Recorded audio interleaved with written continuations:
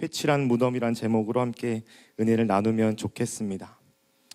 제가 집에서 식사할 때마다 즐겨보는 프로그램 한 개가 있습니다. 뭐냐면 이혼 숙녀 캠프라고, 여러분 보셨나요? 도파민이 폭발하는 방송을 잘 즐겨봅니다. 유쾌한 방송은 아니고요, 부부간에 좀 어려운 문제나 가정에 문제가 있을 때 전문가들의 조언을 좀 받으면서 캠프 생활을 하는 방송의 내용입니다. 자, 하루는 이 방송을 보는데 정말 문제가 심각한 부부가 나왔어요. 서로 분노를 표출하고 서로 심한 욕설이나 폭력도 사용하면서 날카로운 태도를 많이 보여주기 때문에 방송을 보는 내내 참 마음이 불안했습니다. 그런데 이 부부 중에 한 분이 혼자 이제 방에 있는 장면이 있었어요. 그런데 혼자 방에 있는데 익숙한 노래가 흘러나오는 거예요. 무엇일까요? 찬양이 이제 흘러나오고 있었습니다. 유명한 찬양팀의 찬양이 흘러나오는 멜로디가 들리니까 제가 그걸 캐치하고, 이분이 교회를 다니시는 분이구나 라고 깨달았거든요. 그 순간 제 마음이 어땠을까요? 제 마음이 너무 불편하고 너무 괴롭더라고요. 많은 사람들이 보는 방송인데 자신들의 부족한 모습들, 가정에서 불행한 모습들을 그대로 내비치면서 또 동시에 찬양을 듣는 모습, 이러한 모습들을 어쩌면 세상 사람들이 그리스도인들은 저렇게 사는구나 라고 하면서 넘겨짚을까봐, 함부로 판단할까봐 마음의 염려와 걱정이 참 많이 들었습니다. 2023년도 기독교 윤리 실천 운동이란 단체에서요, 한국교회의 사회적 신뢰도를 조사한 자료가 있습니다. 가장 먼저 나는 기독교인들의 말과 행동에 믿음이 간다라는 설문에 긍정은 고작 20%만 그렇다고 답을 했고, 나머지 75%의 사람들이 믿지 못하겠다라고 부정으로 응답을 했습니다. 10명 중에 8명은 그리스도인들을 더 이상 신뢰하지 않는 시대를 우리가 살아가고 있습니다. 또 한 가지의 도표가 더 있어요. 그러면 한국교회가 신뢰도를 회복하기 위해서 무엇을 더 하나요? 라는 질문에 사람들은 그리스도인들이 윤리와 도덕을 실천해야 하고 봉사 및 구제 활동에 더욱더 힘을 써야 한다라고 대부분이 답을 했습니다. 이 조사에 응한 어떠한 사람도 기독교의 성경 내용이나 기독교의 교리 내용을 대안으로 꼽지 않고요, 기독교인들이 어떻게 실천해야 하는지, 어떻게 살아가야 하는지 말과 행동에 초점을 맞추고 있었습니다. 여러분, 이 시대는 기독교인들의 말과 행동에 주목을 하고 있는 시대 같아요. 그러면 우리는 어떻게 살아가고 있을까? 우리는 어떤 말과 행동을 보여주고 있을까? 이 시간 말씀을 통해서 우리 스스로를 좀 돌아보고 하나님께서 기뻐하시는 청년의 삶을 살기 위해서 도전하는 우리 모두가 되면 좋겠습니다. 오늘 우리가 읽은 마태복음 23장 말씀은요, 예수님께서 당시 종교 지도자였던 서기관과 바리새인들을 꾸짖으시는 유명한 장면이에요. 그런데 우리는 신약 전반에서, 여러분 성경 전체에서 서기관, 바리새인 하면 어떤 이미지입니까? 좋은 이미지예요? 네, 부정적인 이미지가 훨씬 더 많죠. 늘 예수님의 비판의 대상이 되는 사람들입니다. 여러분, 그래서 우리는 마치 바리새인들, 서기관들이 형편없는 종교인이라고 여길 때가 많지만 사실 역사적으로 이 사람들은 그렇지 않은 존재들이었어요. 새 성경 사전에 따르면 유대 사회의 바리새인을 이렇게 설명합니다. 에스라의 과업은 본문과 율법의 가르침을 아주 상세한 부분까지 정통하려고 노력하는 사람들에 의해 계속되었으며 신약의 서기관들은 그들의 영적인 후예들이었다. BC 2세기 초에 그들은 하시딤, 즉 하나님의 충성스러운 사람들이라 불렸다. 요한 히르카누스가 다스렸을 때 그들은 상당한 영향력을 행사했고 백성들의 지지를 받았다라고 더글라스가 정리했습니다. 여러분, 우리가 넘겨짚는 바리새인들과 서기관들의 모습과는 사실 전혀 다른 지지를 받고 있었던 부분이에요. 이 사람들은 아주 철저하게 율법을 지키고 가르침으로써 유대인들의 존경을 받았던 사람들이었습니다. 예수님도 그들의 행위는 문제 자체가 없다, 그들의 말 가르침에는 문제가 없다라고 말씀하셨어요. 마태복음 23장 3절 말씀에 보면, 그러므로 무엇이든지 그들이 말하는 바는 행하고 지키되 그들이 하는 행위는 본받지 말라, 그들은 말만 하고 행하지 아니한다라고 말씀하셨습니다. 여러분, 무슨 말입니까? 예수님은 바리새인과 서기관들이 가르치는 내용 자체는 문제가 없다라고 판단하셨어요. 근데 문제는 뭐냐? 이 사람들은 말만 하고 행동하지 않는, 가르치지만 순종하지 않는 모습이 남아 있었던 것입니다. 여러분, 그래서 예수님은 마태복음 23장 전체에서요, 크게 한 3가지 정도로 이 당시에 종교 지도자들을 꾸짖으십니다. 첫 번째 책망은 이 사람들은 다른 사람을 천국에 들어가지 못하게 막았다라는 거예요. 당시 바리새인들은 있잖아요, 여러분. 사람들을 유대교로 개종시키는 데에 아주 혈안이 되어 있었습니다. 오늘 본문 15절 말씀에도 보시면 이 당시의 바리새인들은 이스라엘 백성들 뿐만 아니라, 유대인들 뿐만 아니라 외국에 있는 외국인들에게까지 유대교로 개종시키고자 하는 노력이 있었다라고 말씀하세요. 여러분, 그런데 이들의 사역과 전도가 열심인 것과 정말 이 사람들을 하나님을 믿도록 인도하는 것은 별개의 문제였습니다. 가장 심각한 문제는 이 사람들은 왜곡된 믿음을 가르쳐서 정작 그리스도로 오신, 정작 메시아로 오신 예수님을 믿지 않고 예수님을 가르치지 않았던 것입니다. 천국의 문을 맡은 자들이지만 천국의 문을 스스로 닫아버린 바리새인들의 모습을 보였습니다. 두 번째 책망은 이 사람들은 사소한 일에는 관심을 가지지만 종교의 본질에는 관심을 갖지 않았습니다. 여러분도 잘 아시는 것처럼 당시의 종교 지도자들은 아주 철저하게 예배를 지켰고요, 아주 철저하게 헌금을 드렸습니다. 여러분, 특히 성전 자체를 아주 신성한 것으로 여겼기 때문에 율법의 형식과 겉모습에 아주 목숨을 걸었습니다. 여러분, 그러나 이들은 종교의 형식에는 집중했지만 그 종교 안에 담긴, 우리의 믿음 안에 담긴 본질은 추구하지 않았던 것입니다. 본질이 무엇입니까? 하나님을 진실되게 사랑하는 모습이 없었습니다.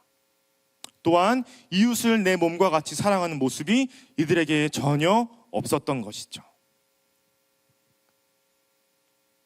마지막 3번째는요, 이 사람들은 결국 겉과 속이 깨끗하지 못한 사람들이었습니다. 여러분, 이 3번째 책망은 결국 모든 종교 지도자의 죄악을 정리하고 있는 표현과 같이 느껴집니다. 가장 심각한 죄악은 무엇이었냐면요, 이 사람들은 겉과 속이 다른 위선자였다는 것입니다. 특별히 예수님은 이런 종교 지도자의 모습을 비판하시면서 한 가지 비유를 사용하셨어요. 본문에 무엇입니까? 회칠한 무덤과 같다라고 비판하셨습니다. 회칠한 무덤. 여러분, 이 당시에 회칠한 무덤은요, 아주 흔한 매장 방식이었어요. 여러분 잘 아시는 것처럼 이스라엘은 우리 대한민국과 같은 묘 상태를 사용하지 않죠. 돌 무덤을 사용합니다. 그래서 보면 좀 거대한 돌덩어리가 있으면 그 안을 파서 무덤으로 사용합니다. 여러분, 그런데 문제는 뭐냐? 거대한 돌덩어리가 있고 그것을 파서 무덤으로 사용할 때에 이게 그냥 돌 무덤인지 아니면 정말 돌 언덕인지 사람들이 쉽게 분간할 수가 없다는 거예요. 생각해 보세요. 걸어가다가 큰 덩어리가 있으면 파서 만들었겠죠. 그러면 눈으로 봤을 때 이게 무덤인지 언덕인지 쉽게 분간이 안 갔을 것입니다. 여러분, 유대인들에게 무덤은 아주 예민한 문제였습니다. 레위기 21장, 민수기 19장에 보면 율법에 따르면 유대인들은 시체, 사람의 뼈, 무덤과 접촉하면 안 됐습니다. 부정한 것이라고 여겼기 때문이죠. 여러분, 그래서 돌 무덤의 형태의 문제는 뭐냐? 내가 언제 부정한 것과 접촉할지 모르는 불안감이 있었다라는 거예요. 걸어가다가 이게 돌 언덕인지 돌 무덤인지 판별이 어려웠다라는 것입니다. 여러분, 그래서 유대인들은 무덤에 회반죽을 바르기 시작하죠. 그리고 상대적으로 회반죽을 바르면 하얀색을 띠기 때문에 저게 무덤이구나, 저게 돌 무덤이구나 분간하기가 쉬웠을 것입니다. 아마 여러분 중에 많은 경우는 회칠한 무덤이 단지 겉이 화려한 바리새인들의 모습을 비유한다고 생각을 했을 거예요. 그러나 실제 의미는 그렇지 않습니다. 예수님이 당시 종교 지도자들에게 너희는 회칠한 무덤과 같다라고 말씀하시는 것은 누가 보더라도 쉽게 구별할 수 있는 회칠한 무덤처럼 너희는 누가 보더라도 다가가서는 안 될 부정한 존재들이다라고 비판하시는 거죠. 알티프렌스의 설명이 있습니다. 사실 많은 사람들은 이를 전혀 치장을 위한 것이 아니라고 주장한다. 흰색 회칠은 미관상의 목적보다 부정의 표시로 여겼다. 마태가 이미지를 위해 사용한 아름답게라는 표현은 일종의 경고로서 무덤에 대한 형식적인 치장보다 기념비적 건물에 적합한 표현이다. 그러나 이 이미지가 요구하는 것은 하얀 겉과 검은 속의 대조다. 무덤을 정기적으로 회칠하는 것은 이러한 대조를 두드러지게 한다라고 정리했습니다. 여러분, 쉽게 이야기해서 예수님께서 회칠한 무덤과 같다라고 말씀하신 것은 누가 보더라도 너희는 안에가 새까맣게 타들어간, 안에가 썩어 있는 부정한 존재들이다라고 비판하시는 거예요. 유대인들이 언제 무덤에 회칠을 했을까요? 하는 주기 1년에 딱 한 번 칠했습니다. 유월절 하루 전에 칠했어요. 유월절 하루 전에. 하나님께 예배해야 되고 하나님께 집중해야 하는 유월절 하루 전에 이들은 무덤의 외관상을 하얗게 칠하는 데에 집중했던 것입니다. 여러분, 한번 정리할게요. 결국 회칠한 무덤은 무엇을 의미합니까? 유대인들이 무덤을 구별하려고 바르는 석회는 겉으로 보기에 흰색을 띠게 하지만 결국 그 안에 있는 시체, 그 안에 있는 사람의 뼈는 더럽고 부정한 것이었습니다. 마찬가지로 너희가 바로 회칠한 무덤처럼 부정한 존재들이다, 부정한 무덤이다라고 경고하시는 거예요. 환하게 보이는 겉모습과 더러운 속을 대조하시면서 예수님은 위선에 대한 강력한 경고를 날리고 계시는 겁니다. 사도행전 23장에 보면 회칠한 담이라는 비슷한 용례가 사도 바울을 통해 한 번 더 등장합니다. 바울이 이르되 회칠한 담이여 하나님이 너를 치시리로다. 내가 나를 율법대로 심판한다고 앉아서 율법을 어기고 나를 치라 하느냐 하니 말씀도 나와 있어요. 바울도 당시 대제사장 자리에 앉아 있으면서 하나님의 올바른 뜻을 구분하지 못하는 아나니아라는 사람에게 강력하게 비판하는 것입니다. 겉으로 보기에는 경건해 보이는 제사장이지만 속에서는 하나님의 뜻을 구분하지 못하고 하나님의 거룩한 뜻에 순종하지 못하는 제사장을 위선자라고 비꼬는 것이죠. 여러분, 성경에 보면 예수님은, 하나님은 늘 사람의 내면에 집중하시는 것 같아요. 마태복음 15장 말씀을 한번 보시죠. 우리 함께 읽어보겠습니다. 시작. 입에서 나오는 것들은 마음에서 나오나니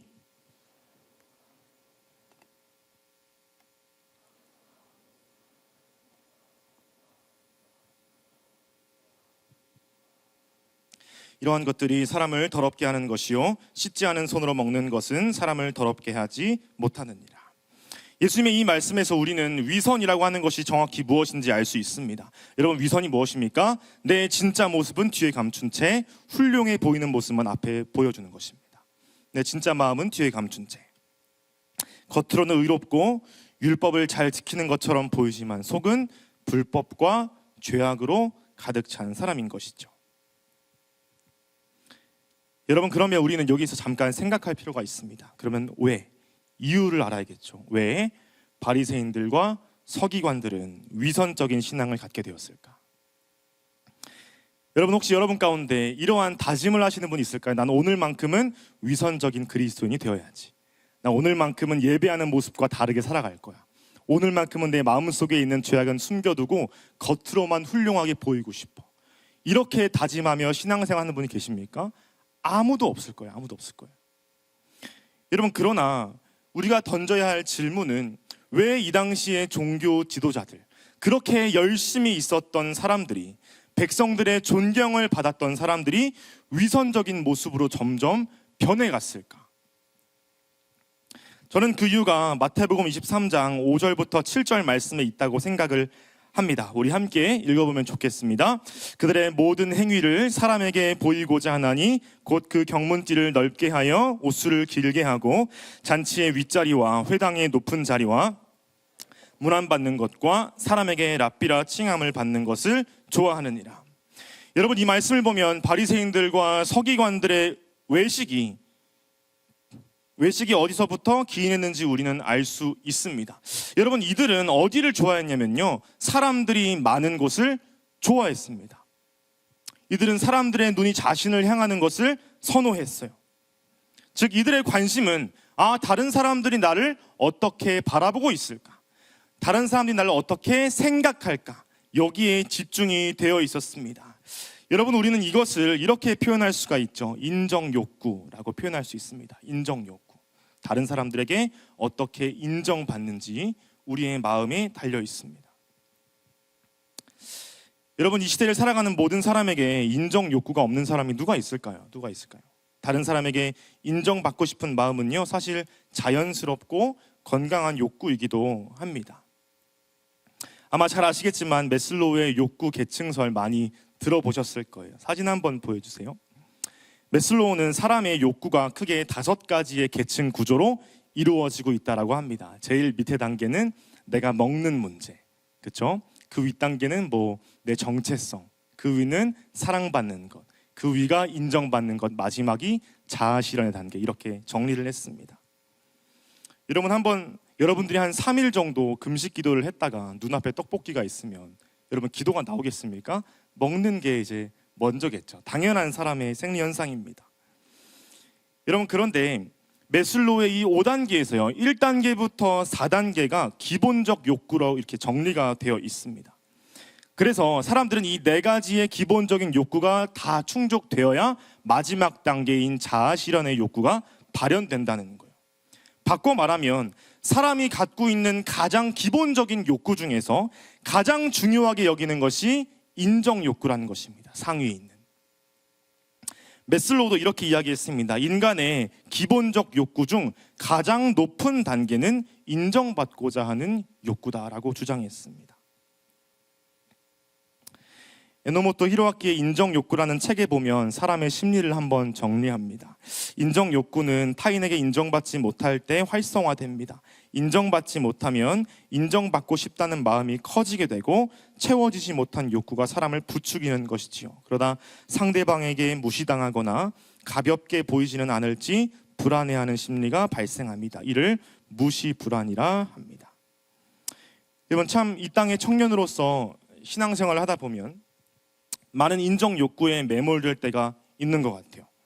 다른 사람에게 내가 어떻게 보이는지, 다른 사람들은 나를 어떻게 생각하는지 신경 쓰다가 불안해질 때가 정말 많이 있습니다.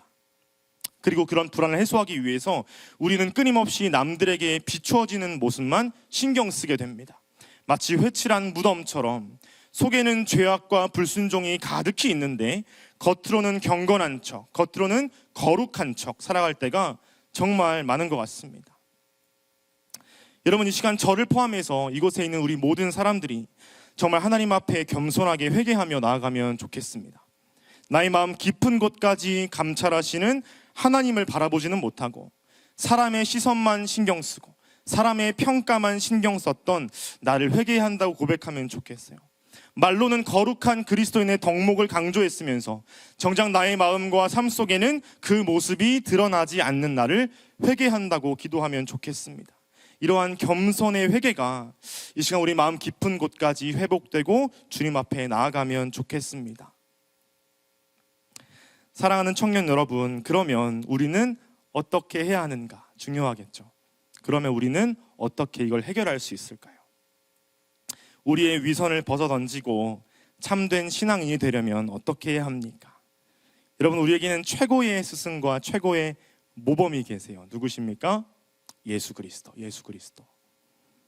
예수 그리스도가 유일한 스승이요 우리의 모범이 되십니다. 마태복음 14장 말씀 한번 볼까요? 우리 함께 읽어보겠습니다. 예수께서 즉시 제자들을 재촉하사 자기가 무리를 보내는 동안에 배를 타고 앞서 건너편으로 가게 하시고 무리를 보내신 후에 기도하러 따로 산에 올라가시니라. 저물매 거기 혼자 계시더니. 여러분, 이 말씀의 배경은 언제일까요? 오병이어 사건 직후입니다. 오병이어 직후. 예수님이 놀라운 이적으로 5,000명의 사람들을 먹이셨어요. 한번 상상을 해보세요. 얼마나 많은 사람이 예수님과 제자들을 따랐을까요? 얼마나 많은 사람들이 나도 주님을 따라가고 싶다고, 나도 함께하고 싶다고 막 왔을까요? 여러분, 그리고 그 중에는 물질적으로, 사회적으로 도움이 될 만한 사람들도 많이 있었을 거예요. 그 중에는 편하게 생활을 유지할 수 있는 도움을 줄 사람도 있었을 것입니다. 여러분, 그런데 주님은 어떻게 결정하십니까? 예수께서 즉시 제자들을 재촉하사 건너편으로 넘어가십니다. 예수님은 그 상황을 겪기 싫으셨던 것 같아요. 빨리 건너편으로 넘어가서 사람들이 없는 곳을 선택하셨습니다. 예수님께서 제자들에게 즉시 재촉하셨던 이유는 무엇입니까? 제자들이 사람의 인정과 사람의 관심에 집중되기를 피하셨던 거죠. 사람의 관심을 받을 때에 그곳을 떠나 하나님께 기도해야 한다고 알려주시는 겁니다. 여러분, 그렇습니다. 우리 주님은 사람들에게 높임을 받거나 우러러 보일 수 있는 상황을 의도적으로 피하신 분이에요. 다만 사람이 없는 곳으로 나아가 하나님께 기도하며 하나님과의 개인적인 시간을 보내는 데 집중하셨습니다. 여러분, 이 본문뿐만 아니라 여러 곳에서 예수님은 기도하러 혼자 산에 올라가시거나 기도하러 혼자 골방을 찾으시는 장면이 성경에 많이 나와 있어요. 왜 그렇습니까? 사람들에게 자꾸 인정받는 곳에 있다 보면 사람들의 평가와 사람들의 시선에 만족감을 느끼기 때문입니다. 여러분, 저도 참 그런 사람의 시선과 평가로 만족감을 느꼈던 때가 있습니다. 제가 대학교 때 과에서 학생회 생활을 오래 했어요. 그리고 이제 예배를 관장하는 예배국장 같은 역할을 했습니다. 하루는 과에서 이제 기도회를 열어야 하는데 말씀을 전할 사역자가 안 구해진 거예요. 없었어요. 그래서 예배국장이었던 제가 22살인가 그랬는데 메시지를 이제 전해야 되는 상황이 왔습니다. 신학을 공부하지 않은 사람이 설교를 해야 되는 자리에 놓인 것이죠. 여러분, 그때 제 마음이 어땠을까요? 확신이 있었습니다. 이 말씀을 듣고 사람들이 변화될 거야. 저는 그 당시에 큐티를 엄청 열심히 하고 하나님과 많이 친밀해져 있던 상태이기 때문에 확신이 있었습니다. 내 말씀을 들으면 친구들이 막 울고 막 회개할 거야. 여러분, 그리고 그렇게 이제 기도회를 마치고 잘 마쳤어요. 동기가 저한테 딱 오는 거예요. 어떻게 말했을까요? 저한테? 진영아, 목사님인 줄 알았어. 은혜 많이 되더라.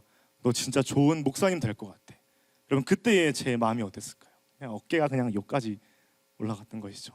제 입에서 이제 미소가 막 지워지고 만족스러운 경험을 했습니다. 여러분, 그렇게 몇 년이 지나고 제가 정말 사역자의 길을 걷게 되었습니다. 사역을 시작한 지 얼마 안 됐을 때 정말 설교를 해야 되는 자리에 서야 됐는데 참 이상하죠. 대학교 때는 기대감과 설렘으로 그 자리를 준비했다면 이제는 불안과 걱정이 너무 앞서는 거예요. 제 마음이 너무 괴로운 겁니다. 여러분, 그래서 그 설교하기 전날까지 마음이 진정이 안 돼서 홀로 이제 기도의 자리를 찾다가 제가 스스로 깨달았던 것이 있는데 뭐냐면 저의 그러한 감정들이 결국 사람의 시선과 사람의 평가를 염두하기 때문이구나라고 깨달았습니다. 여러분, 그래서 그때 얼마나 예배당에 혼자 나와서 많이 울면서 기도했는지 모릅니다. 하나님 앞에 정말 회개하면서 하나님, 내가 사람의 만족과 사람의 시선을 위해 사역을 하는 것이 아닌데 하나님의 시선과 하나님의 관계를 염두해야 하는데 하나님, 내가 사람의 만족을 위해서 준비하고 기대했습니다 라는 고백이 저에게 많이 나왔습니다. 여러분, 우리 모두에게도 예수님이 하셨던 기도의 시간이 필요합니다. 필요해요. 사람의 평가와 만족을 위해서 신앙생활을 하고 있다면, 사람의 평가와 사람의 시선 때문에 사역을 하고 있다면 여러분, 이 시간 잠깐 멈추고 예수님과 같은 선택을 마땅히 해야 합니다. 마크 쉘던의 예수님이라면 어떻게 하실까라는 책에 보면 그리스도인은 삶의 전반적인 영역에서 예수님을 따라가야 한다고 분명히 말합니다. 사역자만 예수를 닮는 것이 아니요, 리더만 예수를 닮는 것이 아니요, 모든 그리스도인이 삶의 영역에서 예수를 따라가야 한다고 가르칩니다. 과연 예수님이라면 어떻게 하실까요? 그분이 하실 만한 일을 그 제자가 해서는 안 되는 것일까요? 우리는 이제 참다운 기독교 정신을 마음속에 굳건히 세우고 이에 따라 살아갈 각오가 되어 있습니까? 진실한 기독교인이라는 것이 도대체 무엇을 의미합니까? 그것은 예수님의 행적을 모방하는 것이며 예수께서 행하시리라 확신하는 대로 행동하는 것입니다. 즉 문자 그대로 예수님의 발자취를 충실히 따르는 것이라고 하겠지요. 주님의 거룩한 제자로서 이 땅을 살아가는 청년 여러분, 하나님께서 이 시간 우리에게 원하시는 것은 무엇이냐? 적당한 신앙생활이 아니라는 겁니다. 겉으로만 드러나는 믿음이 아니라는 거예요. 마음 깊은 곳에서부터 시작되는 회개와 또 담대하게 순종으로 나아가는 온전한 믿음을 예수님께서는 우리에게 원하십니다. 사람에게 보여질 만한 자리에 계실 때마다 한사코 그 자리를 거절하신 예수님, 그때마다 시험에 들지 않기 위하여 개인적인 기도의 자리를 찾으시는 주님, 사람의 시선이 아니라 하나님의 인정과 하나님의 시선을 위해 최우선으로 놓으셨던 예수님의 발자취를 우리 모두가 마땅히 따라가야 한다는 것입니다. 여러분, 이 시간 말씀을 통해 우리 마음 깊은 곳에 있는 위선을 발견하고 꺼내놓으면 좋겠습니다. 적당히 괜찮은 척 신앙생활을 하고 있다면 적어도 하나님 앞에는 솔직하게 나아갈 필요가 있습니다. 내가 입술로만 하나님 말씀 지키고 삶에서는 전혀 순종하지 않았던 우리의 과거와 모습을 회개하기를 소망합니다. 여러분, 또한 동시에 우리의 유일한 스승 되시는 예수 그리스도를 따라간다고 결단해야 합니다. 사람의 인정이 아닌 하나님의 인정을 바라며 나아갔던 예수님을 한 걸음 따라가는 우리 모든 청년부 여러분 되기를 간절히 소망합니다. 말씀을 맺으려고 합니다. 여러분, 오늘 말씀은 바리새인과 서기관들, 이들의 위선적인 모습을 강하게 질책하는 내용이었습니다. 또한 동시에 우리에게도 해당하는, 똑같이 적용되는 하나님의 날카로운 말씀이에요. 결국 겉으로만 그렇지 않은 신앙생활의 가장 큰 이유는 무엇입니까? 남들에게 인정받고 싶은 욕구가 발현되는 것입니다. 여러분, 우리의 신앙생활이 일어나는 장소를 한번 생각을 해보세요. 주말과 특별히 주일은 어디에 있습니까? 교회에 항상 있어요. 교회에 항상. 어딜 가든지 나를 지켜보는 사람이 있기 때문에 괜찮은 그리스도인으로 보일 가능성이 있습니다. 여러분, 그러나 우리 일상의 대부분은 어디에서 일어납니까? 우리의 6일, 우리의 5일은 여러분들의 일상의 자리에서 혹은 혼자 있는 자리에서 신앙생활이 일어납니다. 개인적인 시간을 보낼 때에는 내가 신경 써야 할 다른 사람이 없기 때문에 더 편하게 내 그대로의 모습이 드러날 때가 많이 있어요. 여러분, 우리는 사람의 인정을 추구하는 존재가 아닙니다. 고작 사람의 시선을 신경 써야 할 것이 아니라 우리 주 하나님의 시선과 인정을 신경 써야 하는 존재인 줄 믿습니다. 그렇기 때문에 우리는 일상 속에서 더욱 하나님과의 시간을 보내고자 힘써야 한다는 것입니다. 토마스 아켄푸스의 그리스도를 본받아라는 책에 보면요, 우리가 어떻게 신앙생활을 해야 하는가 잘 정리하는데요, 인용하고 설교를 좀 마무리하고자 합니다. 그러므로 영적으로 성숙한 내면 생활을 원한다면 예수님처럼 사람들에게서 떨어져야 한다. 기꺼이 혼자 있을 수 있는 사람이어야 사람들 속에서도 자신을 지킬 수 있다. 지속적으로 회개하지 않고서 하늘의 위로를 받을 만한 사람은 아무도 없다. 진심으로 참여하고 싶다면 소란한 세상을 등지고 혼자 골방으로 들어가라. 침묵과 정막 속에서 경건한 영혼은 덕을 기르고 성경이 감춘 진리를 배운다. 밤마다 눈물은 홍수처럼 쏟아지고 그 눈물에 영혼이 정화됨으로 소란한 세상에서 멀어질수록 그는 창조주와 더 친밀한 사이가 된다. 만물을 보라, 허망하지 않은가? 사람에게는 죄악과 결함이 있으니 눈을 들어 하늘의 하나님을 보며 기도하라. 골방의 문을 닫고 사랑하는 예수님의 이름을 부르며 그분과 더불어 골방에 머물러라. 그런 평화는 어디에서도 찾을 수가 없다. 여러분, 예수 그리스도가 그러하셨듯이 우리는 하나님과의 친밀한 시간을 보내야 합니다. 여러분, 어쩌면 오늘 하나님은 여러분들을 다시 친밀한 관계로 부르시는 것 같아요. 위선적인 모습이 있었다면 회개하게 하십니다. 그리고 하나님 앞에 솔직하게 나의 모습을 내려놓고 다시 입술과 삶이 일치된 참된 그리스도인이 되라고 말씀하십니다. 여러분, 그 하나님의 음성과 하나님의 마음 앞에 여러분 결단하지 않으시겠습니까?